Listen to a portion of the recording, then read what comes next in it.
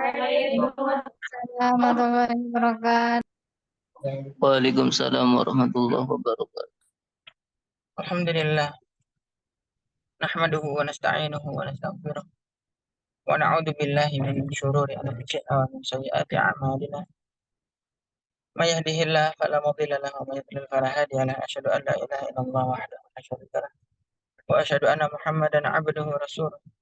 Sallallahu alaihi wa ala alihi wa sahbihi wa sallam taslima katsiran. Alhamdulillah kita bisa kembali melanjutkan pelajaran usul fiqh. Dan mohon maaf saya sambil perjalanan. Jadi kita sambil belajar tapi tetap bisa sambil belajar. Baik, barakallahu fikum. Kita lanjutkan. Qala al-musannif rahimahullah wa nafa'ana Allah bi ulumi fid dharain. Kemarin kita sudah bicara tentang abwab usulul fiqh. Bab usul fiqh. Jadi usul fiqh itu ada babnya apa aja? Ada amr, an-nahyu, ada am, ada khas. Ya. Ada mutlak, muqayyad, mujmal, mubayyan, dhahir. Kemudian ada nasikh, mansukh, ijma', akhbar, dan seterusnya. Dan saya sudah terangkan satu persatu beserta contohnya. Ya, baik barakallahu. Kemudian mufti, mustafti, dan seterusnya. Saya sudah terangkan contoh-contohnya. Nanti bisa dilihat kembali catatannya. Baik, kita lanjutkan. Qala al-musannif rahimahullah wa nafa'ana Allah bi ulumi fid dharain. Fa amma aqsamul kalami, adapun pembagian kalam. Jadi pembagian ucapan, ya. Jadi kenapa kok ilmu usul fikih itu ngurusin kalam, ya? Maka jawabannya adalah karena kita ini memahami teks. Ya, memahami apa? Teks. Nah, ketika pas kita mendapatkan hadis Rasulullah Shallallahu Alaihi Wasallam atau apa namanya kalamullah dan kalam Rasul, maka itu disebut dengan kalam, ya, disebut dengan kalam, disebut dengan hadis. Maka itu ada teks. Nah, sedangkan untuk memahami teks itu kita harus memahami bahasa. Ya, maka itu apa namanya? Mana mungkin seseorang itu bisa memahami Quran dan Sunnah secara teks, ya, sedangkan dia tidak memahami bahasanya. Itu, maka itu usul fikih itu mempelajari kalam, mempelajari teks. Ya, barakallahu. Apakah kita pahami secara tekstualis, ya, atau analisis? Itu. Kadang secara tekstual, kadang secara analisis, ya, esensi dari apa namanya dari satu kalam. Jadi itu antara satu ulama dengan yang lain kadang berbeda pendapat. Karena pada zaman Rasulullah pun juga ada terjadi perbedaan pendapat. Dan saya sudah pernah terangkan di nah, punya torokan dalam ya. Maka yang paling sedikit, ya, susunan dari satu kalam, satu ucapan adalah ismani, dua isim. Nahu Zaidun kok seperti Zaid itu berdiri misalkan. Itu adalah kalam. Maka ketika pas apa namanya? Ketika pas dikatakan bahwa Zaid berdiri, Zaidun qaimun, Zaid berdiri, apa yang bisa kita pahami dari teks ini? Ya, teks Zaid berdiri itu. Maka yang bisa adalah berarti Zaid sudah berdiri. Jadi kok tapi ternyata belum berdiri, maka itu bohong. Gitu. Maka itu setiap isim fa'il itu mengandung fi'il madhi. Ya, setiap apa? Isim fa'il mengandung fi'il madhi. Fi'il madhi itu maksudnya yang telah berlalu. Ketika pas kita kata ana jalisun, saya duduk. Berarti sudah duduk belum? Sudah. gitu. Sudah berarti udah jalas tuh, saya sudah duduk gitu. Nah, misalkan daros tuh qara'tul Quran. Maaf, misalkan anak qari'ul Quran, berarti udah baca gitu. Gitu. Barakallahu fikum. Dan seterusnya. Oke. Jadi apa yang bisa kita pahami dari teks itu? Ya. Jadi Zaid berdiri berarti ya Zaid sudah berdiri, berarti Zaid tidak duduk. Ya.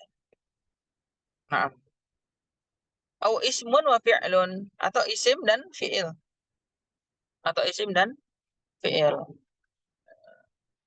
Kalau dalam syarahnya nahu qama Zaidun.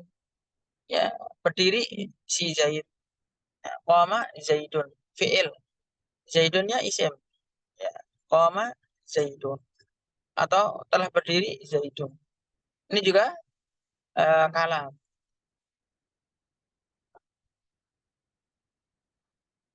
Au fi'lun wa harfun.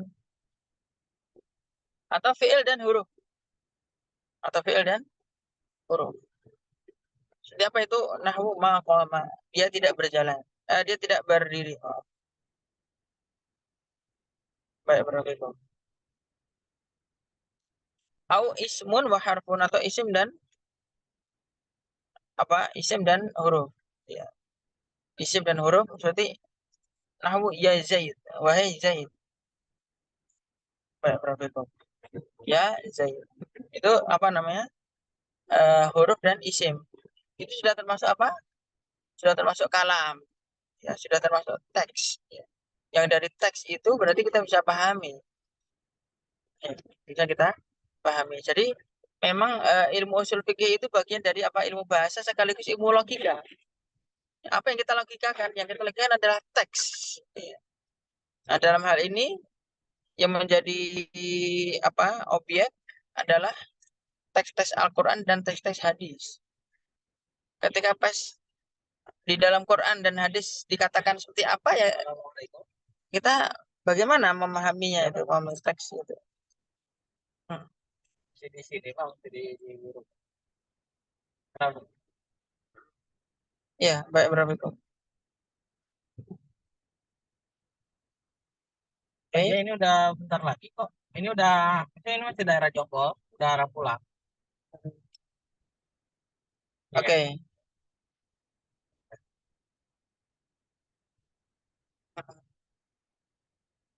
Wal kalamu,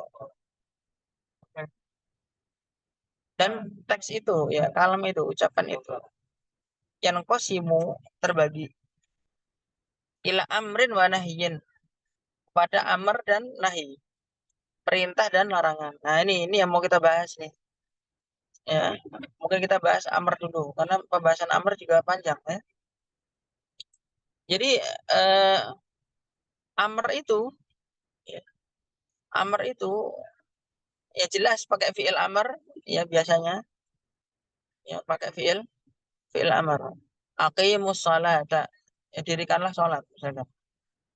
Shollu kama ra'aitumuni usolli. Sholatlah kalian. Ya udah jelas itu amr. Itu perintah. Tapi ada juga kadang memakai apa namanya? Memakai perintah tapi bukan perintah lil mukhatab, tapi lil ghaib. Apa maksudnya? Lil mukhatab itu kan langsung orang kedua, ini orang ketiga, ya kan? Apa namanya? Misalkan apa namanya? Wal yuqimus shalah, ya? Wal yuqimus shalah, dan agar mereka mendirikan sholat, misalkan. Dan seterusnya. Atau ada juga kadang pakainya apa? Pakainya masdar. Pakainya apa? Masdar. Mungkin di situ tidak ada fi'il amrnya. Misalkan wa'budullaha wa la tusyriku bihi syai'an. Wa'budullah itu ada amrnya. Sembahlah Allah. Ada amr. Jelas. Wa'budullah wa la tusyriku bihi syai'an. Dan janganlah kalian sekutukan Allah. Habis itu apa? Wabil walidaini ihsana. Wabil walidaini ihsana. Mana fi'il amrnya? Enggak ada di situ. Wabil walidaini ihsana, wabidzil qurba, wal yatama, wal masakini, wal jari dzil qurba, wal jadil junubi, wa sahibi bil jambi wa ibnis sabili wa ma malakat aymanukum innallaha yuhibbu man kana mukhtalan fakhura. Coba enggak ada. Ihsananya enggak ada apa enggak ada amrnya enggak ada, tapi adanya apa?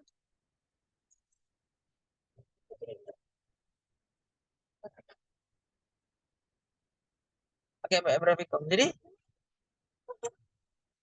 Jadi wabil walidaini ihsana. Jadi pakainya apa? Masdar ihsana. Nah, eh, tapi di situ sebenarnya ada amarnya nggak ada, tapi mustatir. Wa ahsinu fil walidaini ihsana gitu. Gitu. Jadi fi'il amarnya ada. Cuman mustatir ya, tidak kelihatan. Nanti tentunya dibahas di ilmu nahwu ya. Barakallahu Ini hanya sebagai cuplikan saja. Nah, jadi langsung ihsana. Wa fil walidaini ihsanan. Dan kepada orang tuamu berbuat baiklah. Dan berbuat baiklah kepada orang tua. Wabidzil qurba, kepada karib kerabat dan seterusnya. Oke, baik Barakallahu Nanti kalau dalam ayat yang lain wabil walidah ini husna. Nah, wabil walidah ini husna. Ya, baik Barakallahu Itu dalam bentuk masdar, perintah dalam bentuk masdar. Eh jumhur ulama, usul fiqh mengatakan bahwa al-amr apabila ada sigoh amr, ada bentuk perintah, maka makna perintah itu apa? Maka makna perintah itu adalah al-amru lil wujub. Al-amru lil wujub. Makna dasar dari perintah adalah untuk kewajiban. Ya, Barakallahu Nah, jadi al-amru itu apa sih? Ya, mayutlabu bihil fi'lu. Apa yang dengannya diminta dikerjakan. Barakallahu Apa yang dengan diminta dikerjakan. Maka kalau orang itu wabil walidani isana dan berbaktilah kepada orang tua, berbuat baiklah kepada orang tua. Berarti itu apaan itu? Ya, kita diminta untuk mengerjakan. Ya, tolabul fi'li. Meminta untuk apa? Diminta untuk mengerjakan. Apa yang kita kerjakan? Itu ya, adalah bakti itu. Baik, barakallahu Karena al-amru lil wujub, karena perintah itu untuk kewajiban, berarti setiap perintah itu rata-rata untuk kewajiban. Kecuali jika memang tidak bisa, kecuali jika ada korinah yang lain, ya, ada penjelas yang lain, ya, atau ada penghalang yang lain sehingga menjadi bukan kewajiban. Maka itu kan wa'budullah, sembahlah Allah. Berarti wajib nggak nyembah Allah? Dari wujud, ya. Wabil walidain ihsana, berbuat baik kepada orang tua, berarti wajib nggak? Wajib, ya. Jadi bakti sama orang tua itu bukan sunnah,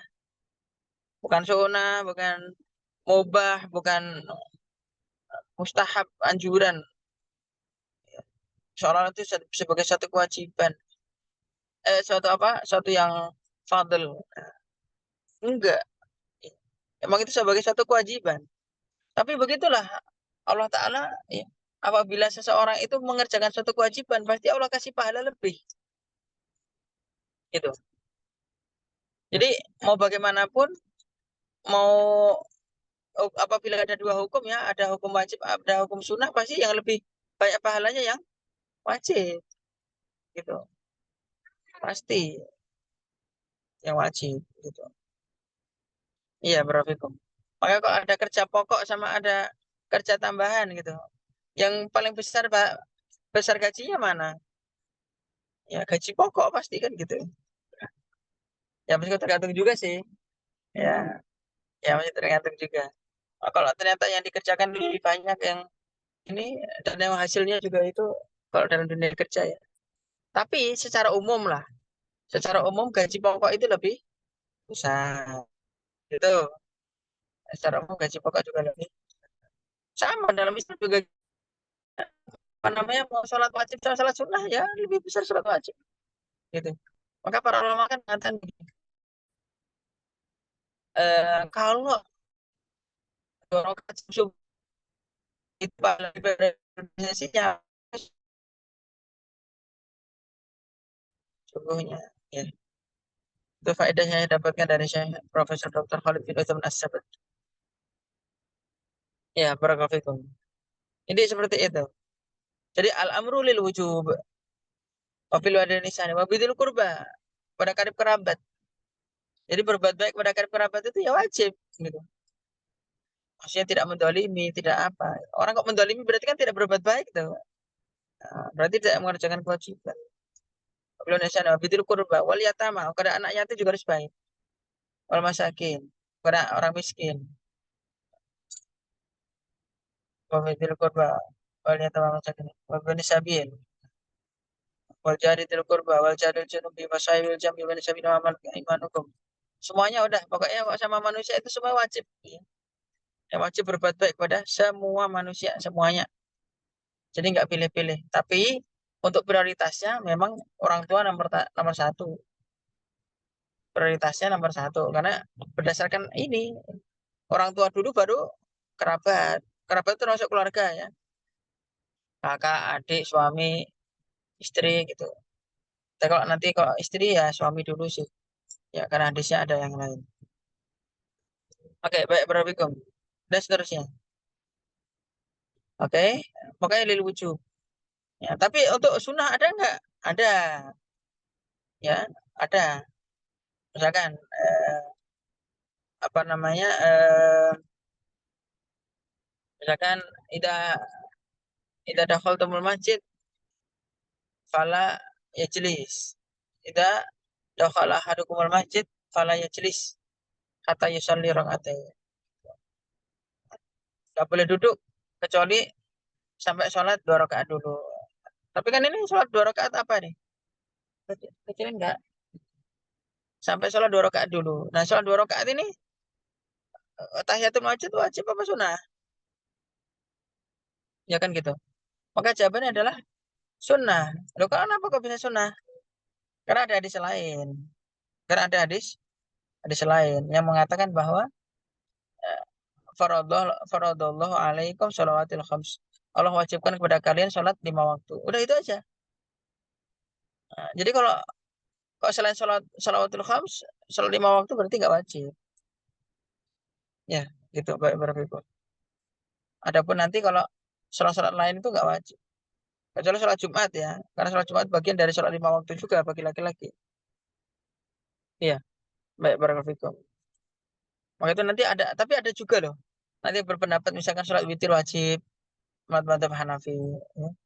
Nanti sholat apa namanya Idul Fitri, Idul Adha itu wajib. Ada pendapatnya Syekh bin Baz itu. Menarik juga emang. Ya. Tapi jumhur ulama mengatakan semuanya sunnah. Ya, semuanya apa sunnah. Karena berdasarkan usul fiqh begitu. Mm-mm. Yang wajib cuman sholat 5 waktu. Ya karena memang ada kata-kata faradullah alaihim sholamatil khams itu ya hanya ada di sholatul khams saja. Baik barakallahu. Tapi nanti kalau untuk yang syiar-syiar itu ya sholat apa namanya Idul Fitri, Idul Adha, kalau saya pribadi lebih cenderung mengambil pendapat yang itu hukumnya fardu kifayah. Karena itu syiar. Karena itu apa sih? Syiar. Jadi dan itu madzhab Hambali ya. Karena coba bayangkan apabila sholat Idul Fitri dan sholat Idul Adha itu disunahkan, gitu ya, disunahkan. Lah terus nanti gimana syiarnya itu, ya kan? Syiar kebersamaan itu, maka itu jadi fardu kifayah, gitu, gitu ya barakallahu fikum. Dan tampaknya itu ya apa namanya harus gitu. Berarti kalau ini apa namanya kalau berarti Idul Adha-nya sendiri, korbannya sendiri juga fardu kifayah dong. Iya, ada pendapat ulama yang mengatakan begitu. Ya itu fardu kifayah. Harus ada yang di satu daerah itu harus ada yang mengerjakan korban. Kalau nggak ada yang mengerjakan korban, nanti nggak akan hidup syiar itu. Sampai ke adzan.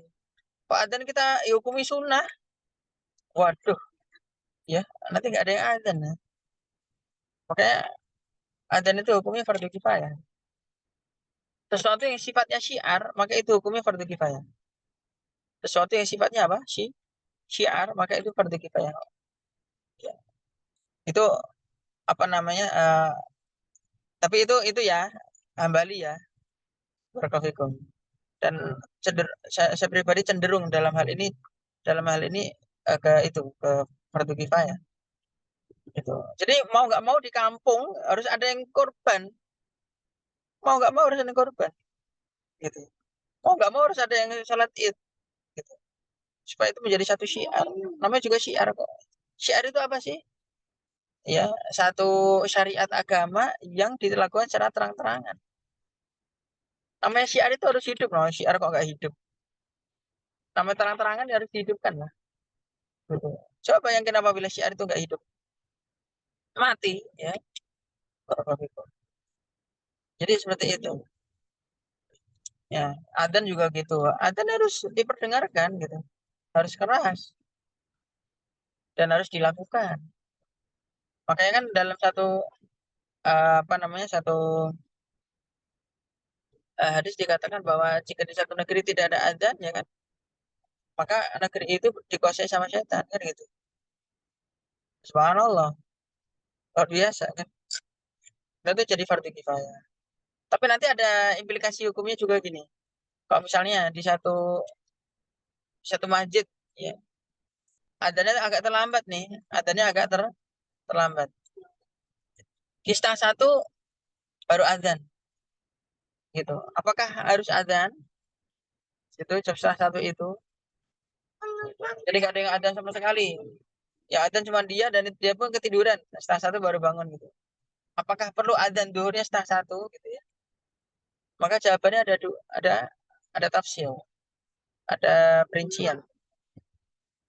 Kalau di negeri itu nggak ada yang adzan, ya kecuali dia, maka meskipun setengah satu adzan, ya meskipun setengah satu adzan. Tapi kalau ya adzan banyak berkumandang, gitu, adzan banyak berkumandang, di masjid-masjid lain juga berkumandang, maka itu sudah menjadi fardu kifayah, maka tidak perlu adzan jam setengah satu itu. Gitu. Ya, barakallahu. Jadi kayak gitu ya. Terus kalau misalkan adzannya apa namanya nggak pakai speaker boleh boleh gitu. Misalnya itu ikomat yang tinggal ikomat gitu. Kalau usah pakai speaker itu hukumnya boleh. Ya, itu ada implikasi hukumnya seperti itu. Wallahu a'lam bishawab. Itu fatwa dari Syekh bin Baz rahimahullah. Ya, baik barakallahu. Kita lanjut ya. Jadi secara umum al-amr lil wujub untuk kewajiban. Untuk kewajiban. Oke, baik barakallahu. Nah,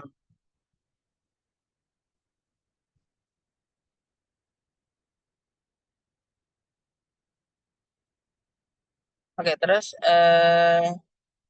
makna lain ya. Kalau amr lil wujub nanti langsung ya tinggal di apa namanya di kebawahin ya, kesunahin ya. Kok sunnah kayaknya juga nggak bisa dipahami secara sunnah ya untuk ubah gitu. Baik berkaitan.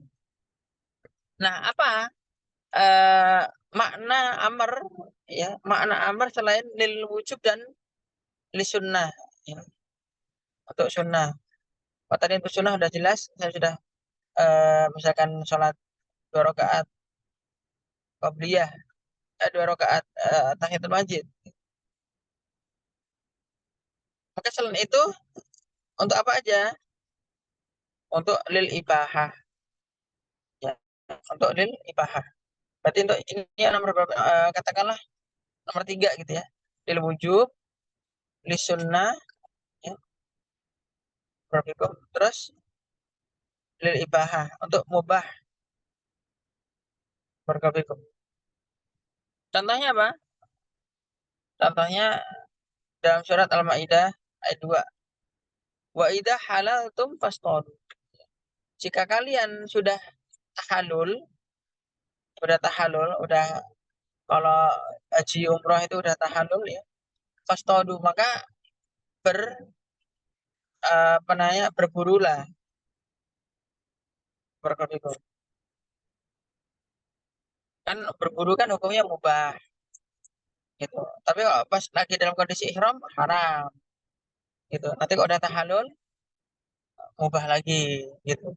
Ini fastaudu, berburulah, maka berburu itu lil ibahah. Meskipun pakainya apa? Pakai fi'il amr. Dan contoh yang lain surah Al-Jumu'ah ayat 10. Fa idza qudiyatis sholatu fantashiru fil ardi. Jika telah dilaksanakan sholat, sudah dilaksanakan sholat Jumat maksudnya, fantashiru fil ardi, maka bertebaranlah di muka bumi. Maksudnya apa?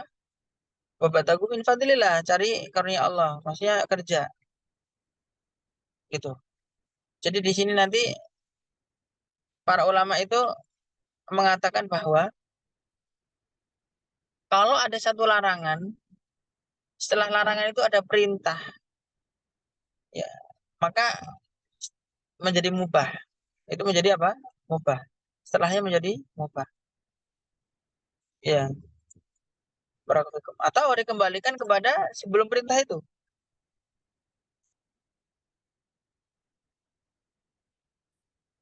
Kembalikan kepada sebelum perintah itu. Kalau sebelum perintah itu untuk sesuatu yang wajib, ya setelah ada larangan pun jadi wajib. Ya, apabila itu sunnah sebelum larangan itu, ya jadi sunnah gitu ya. Kuntu nahaitukum an ziyaratul kubur ala fajuruha. Dulu aku larang kalian untuk ziarah kubur, adapun sekarang ziarah kubur. Berarti ziarah kubur itu hukumnya apa? Mubah apa sunnah? Gitu. Maka hukumnya sunnah. Fa innaha tudakirukumul maut. Karena itu akan mengingatkan kalian mati. Dalam hadis yang lain, fa innaha tudakirukumul akhirah. Akan mengingatkan kalian akhirat. Tapi kalau ziarah kuburnya di sana, di Saudi, memang benar ya. Ya, kalau kita ini ziarah kubur di Saudi itu, benar-benar kayak ingat akhirat. Kenapa? Ya karena kuburannya nggak serem. Kuburannya yang kita ingat itu ya pada mahsyar itu. Jadi padang pasir gitu. Terus justru ada kuburan gitu. Nggak ada pohon sama sekali. Itu kayak padang pasir gitu, kayak pada mahsyar gitu. Jadi kalau udah kita masuk baki itu, kuburan baki itu udah kayak pada mahsyar aja. Maka fa'ina tudakirukumul akhirah, bener gitu ya.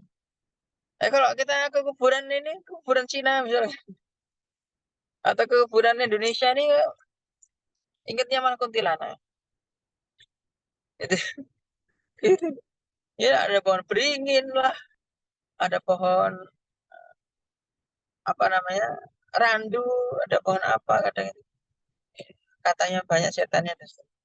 La haula wala quwata illa billah. Ya, kenapa kok ziarah kubur itu kurang hidup di Indonesia ini? Ya kecuali pas masa-masa menjelang itu kan, menjelang Ramadan atau menjelang Idul Fitri. Ya, dan itu pun kalau kata Syekh Albani itu hukumnya bid'ah.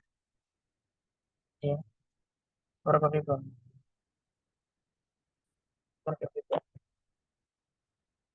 Syekh bin Bas. Syekh Albani punya kitab judulnya Ahkamul Janais wa Bid'ah. Hukum-hukum janais dan bid'ah-bid'ahnya, bid'ah. Nah, termasuk bid'ah itu yaitu mengkhususkan menjelang Ramadan dan menjelang Idul Fitri untuk apa namanya untuk ziarah dan kubur. Ya, barakallahu.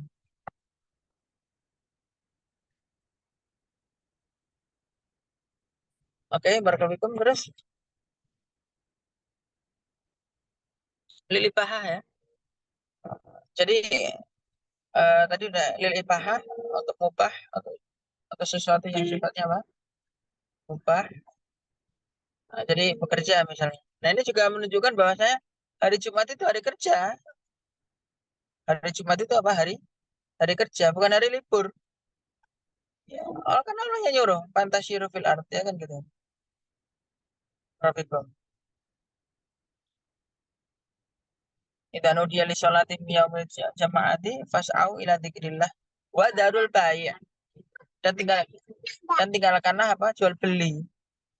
Berarti para sahabat pada jual beli nggak tuh hari Jumat itu? Iya, itu hari kerja. Jumat itu hari kerja. Ya, hari kerja. Barakallahu. Makanya kok mau libur nggak apa-apa hari Ahad juga. Gitu. Pesantren-pesantren itu hari Ahad nggak apa-apa. Nggak harus hari Jumat. Karena hari Jumat itu ya hari kerja. Hari kerja berarti hari belajar juga. Barakallahu. Jadi gitu. Dulu sempat terjadi perdebatan antara saya sama beberapa asatid ya. Ya diskusi lah. Ya munakosyah gitu. Saya katakan ya hari Jumat itu hari kerja itu ada dalilnya begitu. Gitu. Terus yang mereka, oh itu kalau hari Ahad ya tasyabuh. Ya tasyabuh katanya. Loh, orang-orang ini ya, orang-orang Nasrani itu ketika pas mereka itu liburnya hari Ahad. Ya. Hari liburnya mereka itu mereka kaitkan dengan peribadatan. Mereka kaitkan dengan apa? Peribadatan. Apa? Ibadah minggu itu. Loh kita enggak apa hari Minggu cuma hari Minggu aja untuk liburan bukan untuk ibadat gitu. Katanya orang Islam hari liburnya Jumat. Hari apa orang Yahudi hari liburnya Sabtu. Orang Nasrani hari Ahad katanya gitu. Ya saya bilang gitu. Mereka kan untuk ibadah gitu. Ya kita hari Ahad enggak ya bukan untuk ibadah, untuk liburan gitu. Karena hari Jumat itu hari apa? Hari akhirnya waktu itu ya tetap ya masing-masing di itu ya. Masing-masing di apa? Terus ada juga seorang mudir yang tanya sama saya, "Ustaz, kalau liburan dari Ahad gimana?" Oh, bagus, nggak apa-apa. Saya terangkan gitu. Nggak apa-apa. Maka sampai sekarang saya mengambil keputusan itu hari Ahad, bukan hari Jumat gitu. Yang ngikuti guru saya juga. Allah yarham Ustadz Dr. Muhammad Muinuddin Basri. Ustadz Muin rahimahullah. Ilmu ini juga dari Ustadz Muin ini rahimahullah rahmatan wasi'ah. Maka dulu kami di Ibnu Abbas ya di pesantren Ibnu Abbas ya hari Ahad libur. Ya, baik barakallahu. Kenapa hari Ahad? Membersamai umumnya kaum muslimin, gitu. Membersamai umumnya kaum muslimin. Jadi gitu. Ya, baik barakallahu. Lil ibahah. Baik barakallahu. Berikutnya, lit tahdid ya, lit tahdid. Untuk apa? Apa itu tahdid? Untuk ancaman. Apa untuk ancaman? Surat Fusilat ayat 40. I'malu masyitum. Kerjakanlah semau kalian. Nah, itu kerjakan semua kalian ini kan bukan perintah kan? Tapi apa? Untuk ancaman. Ya. Kalau bahasa kita kan udah terserah lah. Kerjain semau kamu lah. Gitu. Wes karepmu lah. Gitu. Ya, barakallahu. Jadi itu untuk tahdid. Itu apa? Tahdid. Ya. Sama seperti hadis ya. Idalam tastahi fasna ma syi'ta. Idalam tastahi fasna ma syi'ta. Jika kamu tidak tahu malu, maka perbuat sesukamu. Itu untuk tahdid. Untuk ditahdid ya. Itu untuk apa? Tahdid itu untuk ancaman. Hmm. Gitu. Bukan untuk perintah. Bukan untuk litol fi'il. Masa orang berbuat semaunya disuruh kan enggak. Baik, berapa untuk litahdid. Saya teringat ya, saya pernah membaca kitab judulnya Mawaqif Imaniyah. Ditulis oleh Syekh Dr. Ahmad Farid As-Sakandari. Syekh Dr. Ahmad Farid As-Sakandari. Judulnya Mawaqif Imaniyah. Di dalam kitab Mawaqif Imaniyah itu beliau menyebutkan satu kisah. Dulu ada seorang ulama besar ahli hadis, mantan preman. Ya, ulama besar adalah hadis tapi mantan preman. Gitu. Namanya Al-Imam Abdullah bin Maslamah Al-Qa'nabi. Abdullah bin Maslamah Al-Qa'nabi. Kalau kita baca Sahih Bukhari, ya, nanti salah satu perawinya Imam Bukhari itu Abdullah bin Maslamah Al-Qa'nabi itu.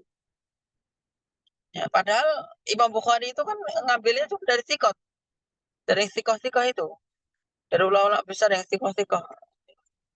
Jangankan bohong kepada manusia, bohong kepada binatang saja nggak bakal diambil sama Imam Bukhari gitu. Ya, jadi benar-benar sikoh. Abdullah bin Maslamah Al-Qa'nabi ini juga gitu. Kok kita ini belajar sanad hadis ya, di Bukhari, nanti di Tirmidzi, di Muslim, di mana itu ada Abdullah bin Maslamah Al-Qa'nabi. Ya. Sedangkan untuk mencapai derajat sikoh itu kan berat sekali. Ya, orang harus zuhud, harus waro, harus alim, hafalannya harus kuat, itu akhlaknya harus baik. Oh, mencapai derajat sikoh itu susah ya. Tapi ini Abdul bin Nasr al-Qanabi ini mantan preman tapi jadi sikoh gitu. Jadi seorang alim hafid ya. Nah, dulu ya Abdullah bin Mas'ud al-Qanabi ini tinggal di Kufah ceritanya. Nah, dia itu pemabuk berat, ya tukang mabuk, ya mendem, ya. Dia suatu ketika ngajakin teman-temannya itu untuk mendem bareng, mabuk-mabuk bareng gitu. Nanti yang naktirin dia party ya party. Jadi ngajakin party gitu. Nah, dia beli khamr tuh banyak. Dia panggilin teman-temannya. Ayo ke rumah. Saya udah siap. Nanti ke rumah jam sekian-sekian saya siapin khamr, kita mabuk bareng. Jadi bukan sekedar pemabuk tapi bandarnya pemabuk. Nah, terus dia sambil nungguin teman-temannya yang mau datang untuk mabuk bareng.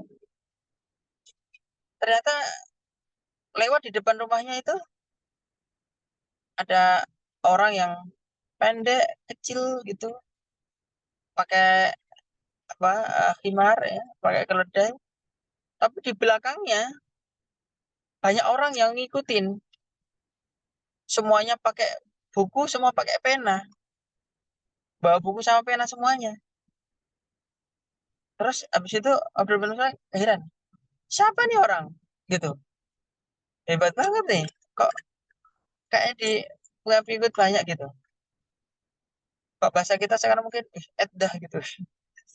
Kira-kira. Ya. Terus akhirnya apa?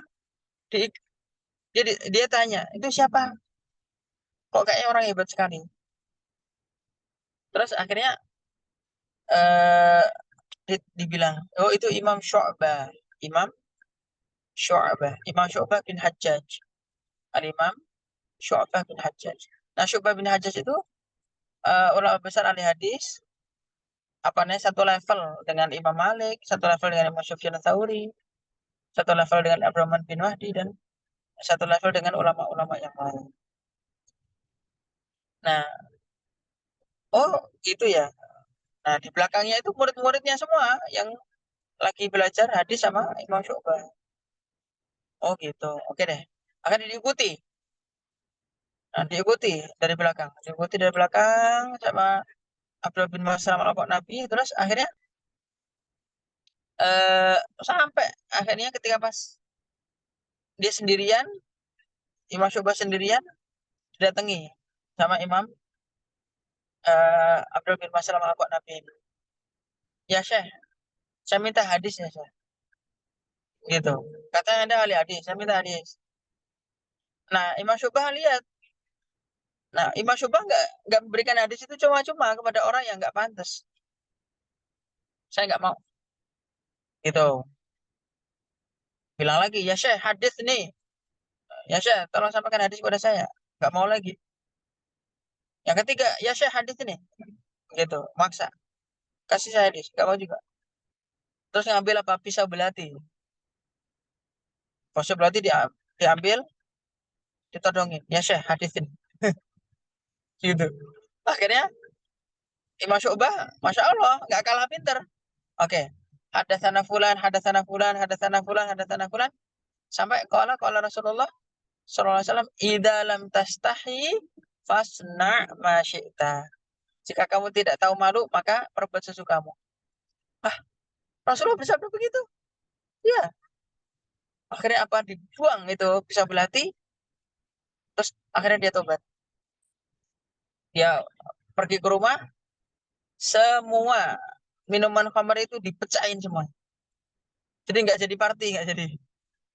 Ya, akhirnya bilang sama ibunya, Bu, ya aku pergi, sampaikan kepada teman-temanku jika datang apa yang aku perbuat terhadap khamarku. Ya. Akhirnya dia tobat, habis tobat dia, wah ini kok saya masih di sini di Kufah, kayaknya saya bakal nggak belum jadi orang bener nih. Harus cari lingkungan yang dia bisa bikin bener. Akhirnya dia cari-cari tahu ada ulama lain nggak ahli hadis gitu. Oh iya ada. Siapa? Imam Malik. Ya, Imam Malik bin Anas. Nah, penulis kitab Muwatta itu. Akhirnya ke Madinah lah. Madinah belajar 1, 2, 3 sampai selesai. Selesai Muwatta, Masya Allah. Sama Imam Malik. Nah, setelah selesai Muwatta, terus jadi Thiqah. Masya Allah. Tingkatnya tingkat Thiqah. Allahu Akbar. Padahal muridnya Imam Malik orang gede-gede semua. Imam Syafi'i, ya. Terus Imam Muhammad bin Hasan, Abdullah bin Wahab, Abdurrahman bin Qasim, Asad bin Furat, ya. Dan seterusnya. Itu ulama besar-besar itu. Nah, selevel dengan mereka.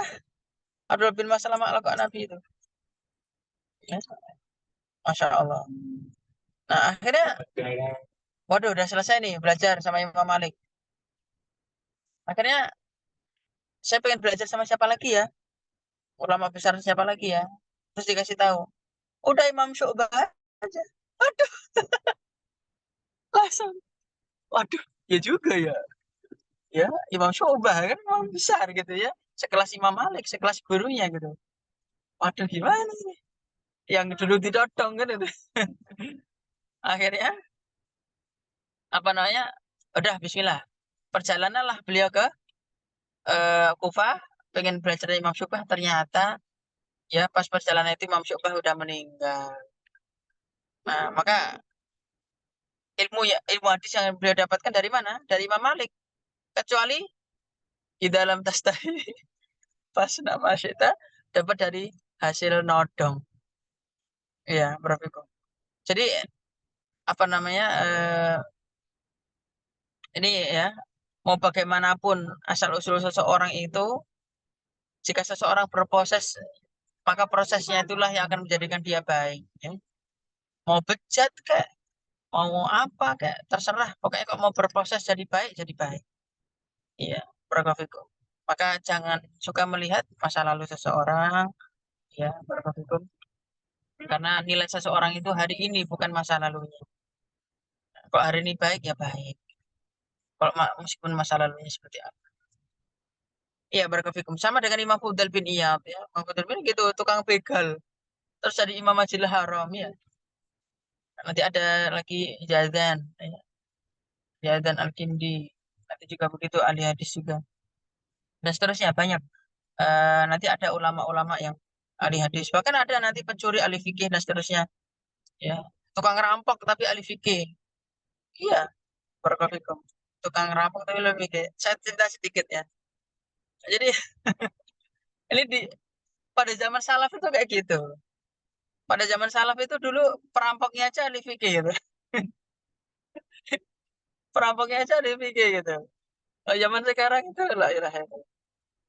Jadi ketika pas ada seorang perampok ya, begal ya, seorang begal. Yang begal itu apa namanya? Membegal para saudagar-saudagar gitu. Ambilin. Nah, habis ngambilin yang di antara kafilah yang ikut di rombongan itu ada penuntut ilmu, ada anak muda penuntut ilmu. Nah, habis ngambil uang dari para saudagar itu, uangnya itu sebagian dikasih ke penuntut ilmu itu. Kata penuntut ilmunya ya, eh ini haram gitu. Enggak, halal untuk kamu. Itu juga rampok. Itu kok bisa? Nah, gini, ayo kita tanya, apa namanya? Kamu saudagar? Ya, zakatnya berapa? Apa nisab zakat berapa? Gitu. Sudah haul belum? Sudah. Berapa harta kamu semuanya? Oke. Terus habis begitu zakatnya berapa? Nggak tahu. Nisabnya nggak tahu. Udah keluarkan belum? Belum. Nah, makanya Allah kirim saya untuk ngerampok supaya ngambil zakatnya. Luar biasa. Gitu. Jadi perampok zaman dulu aja pinter-pinter itu, pinter ngitung zakat. Itu jadi perampok zaman dulu itu kok zaman sekarang itu jadi Basnas. Iya, subhanallah. Baik, barakallahu fikum. Wah, jadi baik cerita ya. Oke, lanjut, lanjut, lanjut. Ya, kemudian makna berikutnya selain untuk apa namanya untuk tahdid, untuk taswiyah, untuk apa? Taswiyah. Taswiyah itu ya sama aja gitu. Itu apa? Sama saja. Ya kan istaghfir lahum aw la tastaghfir lahum la yaghfirallahu lahum. Kamu apa eh, kamu ampun apa kamu mintakan ampun atau tidak kamu mintakan ampun ya maka Allah tidak mengampuni mereka ya istaghfir lahum mintakanlah ampun untuk mereka Allah tidak kamu mintakan ampun gitu kan istaghfir lahum ya kan itu kan amr ya fi'ilnya fi'il amr tapi maknanya apa taswiyah bukan untuk bukan untuk perintah surah At-Taubah 80 surah At-Taubah ayat 80. Contoh yang lain atur 2616 fasbiru aula tasbiru bersabarlah kalian atau kalian tidak bersabar. Nafas biru di sini bukan untuk apa? Bukan untuk perintah ya, tapi untuk karena ada kata au habis itu. Tapi kalau misalkan isbir wahtasib bersabarlah kamu dan mintalah pahala. Nah, itu apa namanya? Hadis riwayat Bukhari ya. Orang kalau kena musibah kita bilang apa? Isbir wahtasib. Berarti itu apa namanya? Lil apa? Lisunnah ya, istihbab. Ya barakallahu. Itu untuk yang itu yang ketiga taswiyah, li taswiyah. Yang keempat, li doa. Ya, sigahnya sigah fi'il amr ya, tapi untuk apa? Untuk doa. Karena kalau dari bawah ke atas itu berarti doa. Misalkan Robbi firli wali walidaya. Wahai Robbu, ampunilah aku dan nggak mungkin amr ya kan? Nggak boleh kan? Tapi apa doa. Nah, tapi ghafara yang siru ilfir ya kan gitu. Itu kan fi'ilnya fi'il amr, tapi lid doa. Bukan kita minta Allah, naudzubillah. Tapi apa kita minta sama Allah. Surat Nuh ayat 28 itu ya. Rabbi firli wal walidayya. Rabbi adkhilni mudkhala sidqin. Dan seterusnya.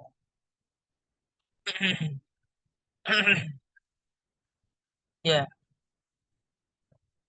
oke barakallahu. Ada juga yang apa namanya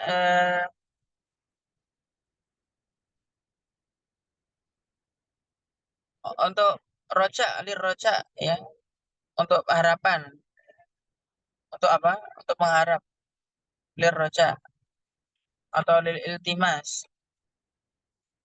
Untuk apa? Untuk berharap. Ya. Jadi fi'il amr tapi untuk dalam arti harapan. Ya, bukan dalam arti perintah atau dalam arti doa atau dalam arti yang lain. Surat Yusuf ada 88. Fa'aufi lanal kaila wa tasaddaq alaina. Fa'aufi lanal kaila. Penuhilah apa timbangan kami dan bersedekahlah untuk kami gitu. Itu kan tasaddaq ya tasaddaq tasaddaq. Ya, bersedekahlah untuk kami. Itu kan bukan untuk doa, bukan untuk sunnah, bukan untuk ya, bukan untuk ujub ya, bukan untuk apa. Tapi untuk apa? Untuk pemohon ya kan, untuk berharap ya. Gitu. Seperti itu. Nah, itu yang ke-5, yang ke-6. Lita'jiz. Lita'jiz. Untuk melemahkan. Untuk apa? Melemahkan. Melemahkan dalam arti apa? Tantangan. Ya. Tantangan untuk melemahkan.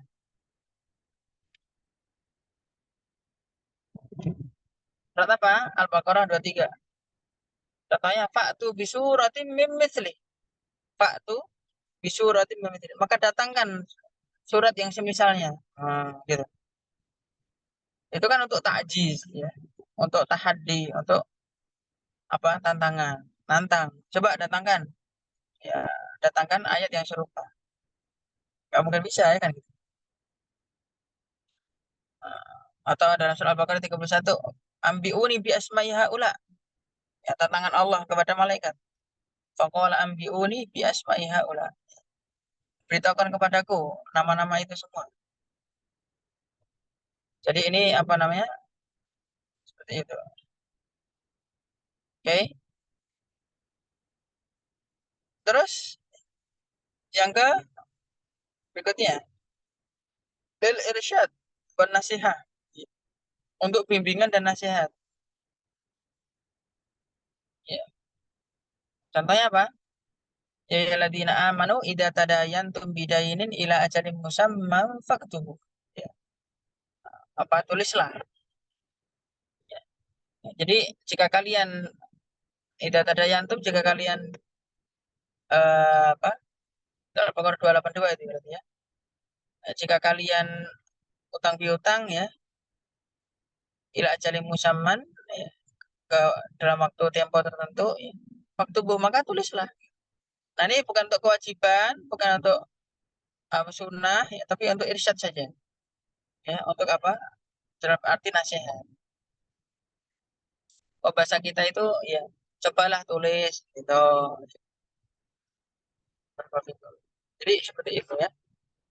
Nah, jadi seperti itu. Jadi untuk amr itu tidak semuanya untuk apa namanya kewajiban atau sunnah, bisa punya makna-makna yang lain secara ilmu bahasa. Ya, baik barakallahu. Saya kira itu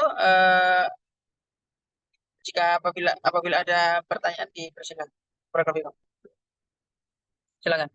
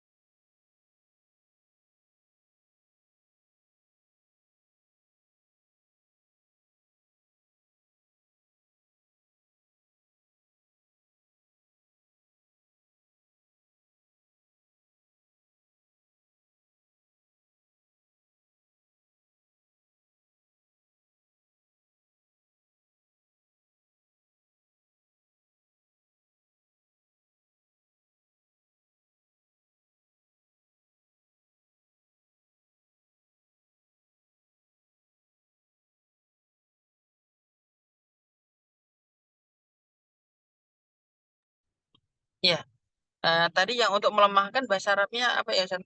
Lita'jiz, lita'jiz.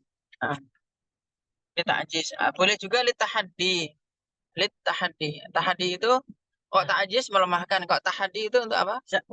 Ya, untuk apa namanya? Tantangan ya, untuk nantangin. Tadi kan fa'tu bisuratim mim mithl. Ya, barakallahu. Ustadz izin bertanya di luar materi Ustadz. Boleh, silakan barakallahu. Bismillahirrahmanirrahim. Barakallahu fikum Ustadz. Terkait hadis yang mungkin masyhur tentang hadis yang menjelaskan bahwasanya bahagianya Abu Lahab di hari Senin ketika hari kelahiran Rasul menjadi wasilah diringankannya siksa di alam kubur setiap hari Senin. Nah, bagaimana menurut Ustadz tentang hadis ini? Namun yang Anda baca hadis ini merupakan suatu subhat karena sudah dengan kekafirannya Abu Lahab ini tidak berlaku hadis tersebut. Nah, bagaimana pendapat Ustadz? Jazakumullah khairan Ustadz. Ya, ini soal Maulid Nabi. Ya, ya, apa yang disebutkan bahwa apa namanya Abu Lahab itu berbahagia setiap hari Senin. Itu gara-garanya apa? Dulu Abu Lahab itu ketika pas Nabi Muhammad SAW ketika pas em, lahir itu saking senengnya langsung nyembelih kambing, langsung merdekakan budak gitu. Senang banget dengan kehadiran Nabi Muhammad itu senang banget gitu. Nah, karena senang dengan kehadiran Nabi Muhammad meskipun nanti kafir, ya, Allah kasih pada hari Senin itu keringanan azab gitu. Ada keringanan azab. Em, Secara sanad bahwa alam saya tidak apa nah tidak tahu ya apakah itu sahih atau tidak karena dari sisi ini dari sana juga masih fi kalam maksudnya masih diperbincangkan. Ada satu kitab nanti silakan dicari ya barakallahu. Judulnya Al-Maulidun Nabawi, Al-Ihtifalu bil Maulidin Nabawi, Bainal Mani'in wal Mujizin. Bainal Mani'in wal Mujizin. Al-Ihtifalu bil Maulidin Nabawi, Bainal Mani'in wal Mujizin. Jadi merayakan Maulid Nabi antara yang membolehkan dan antara yang melarang. Itu ditulis oleh Syekh Dr. Abdul Fattah Ibn Saleh Qudaish Al-Yafi'i. Abdul Fattah Ibn Saleh Qudaish Al-Yafi'i. Ya. Boleh nanti PDF-nya juga saya kirim juga. Coba saya carikan. Jadi di dalam kitab itu juga disebutkan, ya, disebutkan mereka yang membolehkan Maulid Nabi itu juga diantaranya pakai hadis itu. Barakallahu fikum. Jadi itu termasuk ya dalil. Tapi kan kalau yang maniin, yang melarang, itu kan ya nggak nerima hadis itu nggak nerima gitu. Namanya orang kafir kafir aja kan gitu. Iya, barakallahu fikum. Apalagi sudah terbantahkan dengan ayat tabat yada abil habi wa tab apa telah celaka kedua tangan Abu Lahab. Maksudnya bukan kedua tangannya aja yang celaka, tapi Abu Lahab yang celaka. Ini kalau dalam ilmu balaghah disebut apa? Dikrul juz' yuradu bil kul. Dikrul juz' yuradu bil kul. Penyebutan sebagian tapi maksudnya adalah semuanya. Iya, sama kayak misalkan faliyarka rokaatain, hendaknya dia rukuk 2 rakaat. Masa rukuk doang kan enggak, tapi maksudnya sholat kanan. Faliyarka rokaatain. Berpikir. Al haju arafah, haji itu arafah. Masa haji cuma arafah aja kan enggak gitu. Itu nanti kedua juz'a yuradu bil. Ya, baik barakatuh. Tapi itu yang tapi apa namanya hadis itu diterima oleh para ulama yang membolehkan Nabi itu diterima gitu. Terutama di kalangan sufi, terutama di kalangan sufi. Barakallahu fikum. Ala kulli hal ala kulli hal, hadis itu ini termasuk hadis yang al ilmu bihi, ya, la yanfa wa jahlu anhu la yadur. Mengilmuinya tidak manfaat, ya, dan bodoh tentangnya juga tidak membahayakan, gitu ya. Barakallahu fikum. Jadi karena juga agak sedikit aneh. Tapi ala kulli hal, para ulama yang membolehkan itu menerima hadis ini. Nanti bisa dilihat dalam kitab itu, coba nanti saya carikan versi. Saya kira itu pertanyaan berikutnya. Apa hukum mengumandangkan iqamah sebelum salat wajib? Hah? Mengumandangkan iqamah sebelum sholat wajib. Oh, jadi sebelum sholat iqamah dulu, gitu ya. Ya, barakallahu. Sama ya. Iqamah itu hukumnya fardu kifayah sama dengan azan, ya. Akan tetapi tidak menjadi syarat sah sholat. Ingat itu. Jadi kalau nggak iqamat pun ya nggak apa-apa gitu ya. Nggak harus gitu. Seperti itu. Jadi kalau nggak iqamat nggak apa-apa, nggak masalah. Jadi kalau seolah-olah iqamat itu wajib. Nah, tapi iqamat itu adalah satu syiar. Nah, tadi kita kembali kepada apa? Kembali ke kaidah tadi. Namanya syiar itu harus dilakukan, harus menjadi fardu kifayah. Jika tidak dilakukan, tidak menjadi fardu kifayah, maka itu akan mati. Iya, barakallahu. Jadi kalau misalkan sholat wajib ya tanpa iqamat ya nggak apa-apa juga gitu. Dan itu untuk laki-laki ya tentunya. Kalau untuk perempuan, ada dan iqamat itu makruh, ya, watu kurahu, ya, watu kurahu al adzan wal iqamatu lil mar'ah, ya. Itu makruh, ya, dimakruhkan. Jadi nggak perlu adzan, nggak perlu iqamat kalau perempuan itu, meskipun berjamaah, gitu, ya. Bahkan bisa menjadi haram apabila apa di situ hadir laki-laki dan seterusnya. Baik, barakallahu. Seperti itu ya. Saya kira itu barakallahu. Saya kira sudah cukup jika tidak ada pertanyaan lagi. Terima kasih jazakallahu khairan. Alhamdulillah alamin, subhanakallahumma wa bihamdika, asyhadu an la ilaha illa anta, astaghfiruka wa atubu ilaik. Allahumma shalli wa sallim ala nabiyyina Muhammad. Assalamualaikum warahmatullahi wabarakatuh.